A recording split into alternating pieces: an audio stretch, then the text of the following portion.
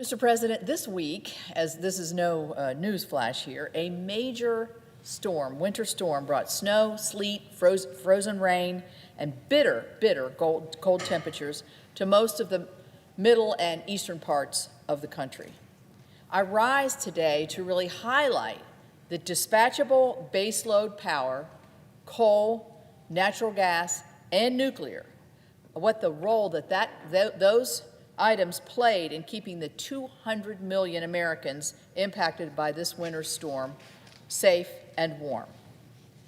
Common sense tells us that in the peak heat of summer or the depths of a winter cold, we're going to consume more electricity. Americans expect, and very reasonably, that our country's energy policies will result in affordable and reliable electricity so that they can keep their homes cool in the summer and warm in the winter. If we know that that demand for electricity is at its peak during times of extreme heat or extreme cold, such as we're experiencing, I think it was 6 degrees this morning, then it would make sense that our energy policy would prioritize those generation sources that are available to meet the demand when electricity is needed the most. So which sources of energy showed up this week? Not surprisingly, fossil fuels and nuclear power provided the bulk of electricity during this week's storm and the intense cold that has followed. PJM interconnection is the electric grid operator in all or parts of 13 states, including my state of West Virginia, that were impacted by this winter storm. In a filing with the Department of Energy, PJM projected that its highest ever winter peak electricity demand would take place on Tuesday morning of this week.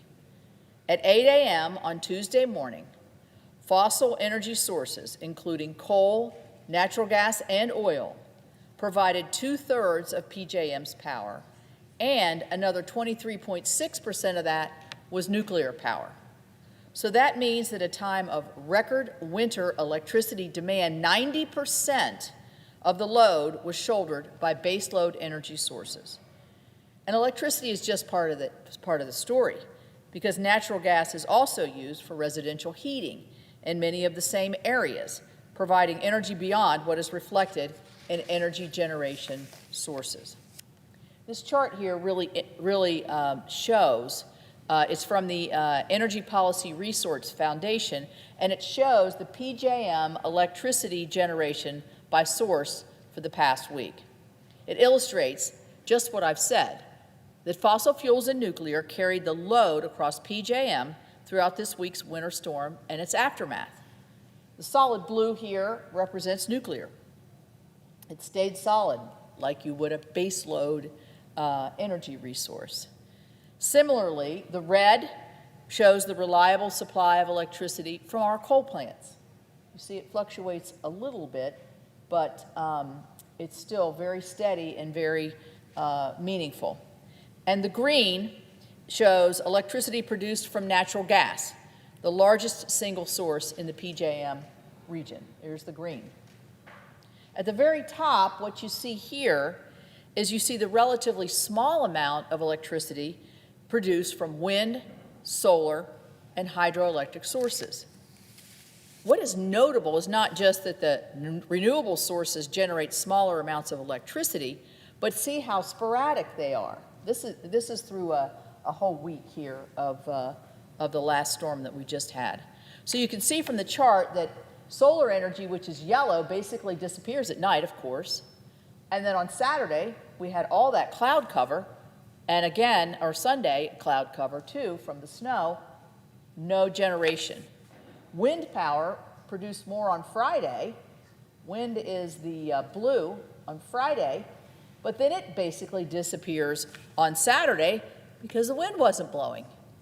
So I highlight this chart not because I want to pick winners and losers on our energy resources. To the contrary, I believe all types of energy, all of this, including renewables, should be part of our energy mixture. But our country must have enough dispatchable baseload energy, that's from green on down, the type of reliable power that fossil fuels and nuclear provided, if we're going to stay warm in a situation such as this or in the depths of the winter.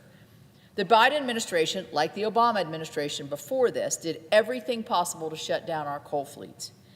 The Biden EPA had an entire strategy for pursuing multiple regulations, and I'll just name a few of them: Clean Power Plan 2.0, ELG rules for power plants, coal ash regulations, unachievable particulate matter rules, ozone rules, and the MATS rule, all to make it impossible to keep a coal plant open. As the Wall Street Journal editorialized on Monday, coal is an especially valuable part of our grid during periods of peak winter demand because months of fuel can be stockpiled on site at a plant. We see this all over West Virginia because we have not just the resource but the power generation from it, and it can be used to supply more electricity when natural gas is also needed for residential heating. On the oil and gas side, the Biden administration imposed a natural gas tax designed to make energy more expensive for consumers. The administration canceled the Keystone XL pipeline and, working with their allies and state governments, stood in the way of pipelines that could move abundant natural gas produced in West Virginia, Pennsylvania, and Ohio to gas-starved areas in our Northeast and in our Southeast. I was very proud of the bipartisan work that we did in passing the ADVANCE Act to make nuclear licensing more efficient. But even that overwhelmingly bipartisan bill took years longer to pass because of a handful of Democrat opponents. So I'm glad that we had sufficient dispatchable power to make it through the winter storm this week, but I'm not convinced we would have if we had continued the Biden administration radical opposition to the energy sources that people rely on to keep them warm in the winter and cool in the summer. I appreciate President Trump and EPA Administrator Lee Zeldin, Energy Secretary Chris Wright, and others across the administration for their common sense approach to regulation that allows us to keep producing and utilizing the energy resources that we need, especially during periods of peak demand.